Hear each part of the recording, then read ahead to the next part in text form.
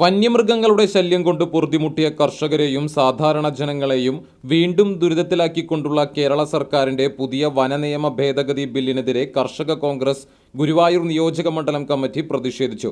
സർക്കാർ വിജ്ഞാപനത്തിന്റെ പകർപ്പ് കത്തിച്ചാണ് പ്രതിഷേധം സംഘടിപ്പിച്ചത്.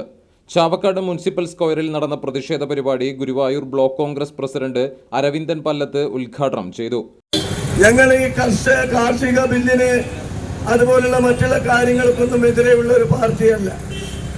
നല്ല രീതിയിൽ ജനങ്ങൾക്ക് ഉപകാരപ്രദമായ രീതിയിൽ ഇതുപോലുള്ള ബില്ലുകളൊക്കെ കൊണ്ടുവന്നാൽ ഞങ്ങൾ അതിനെയൊക്കെ അനുകൂലിക്കും. മറിച്ച് നിങ്ങൾ ഇതുപോലെ ജനങ്ങളെ ബുദ്ധിമുട്ടിക്കുന്ന രീതിയിലുള്ള ബില്ലുമായി വന്നാൽ ഞങ്ങൾ ഇതുപോലുള്ള സമരപരിപാടികൾ ആയിരിക്കില്ല. മറിച്ച് ഞങ്ങൾ പ്രക്ഷുബ്ധമായ സമരത്തിലേക്ക് ഇനി കടക്കേണ്ടി വരും. നിയോജക മണ്ഡലം പ്രസിഡന്റ് സ്റ്റീഫൻ ജോസ് അധ്യക്ഷത വഹിച്ചു. സംസ്ഥാന സെക്രട്ടറി MF ജോയ് ആമുഖ പ്രഭാഷണം നടത്തി. UDF convener KV Shanavas, Chavakkad നഗരസഭാ പ്രതിപക്ഷ നേതാവ് KV സത്താർ, കർഷക കോൺഗ്രസ് നേതാക്കളായ മൊയ്നു ഒരുമനയൂർ, അബ്ദുൾ മജീദ്, ML ജോസഫ് തുടങ്ങിയവർ സംസാരിച്ചു.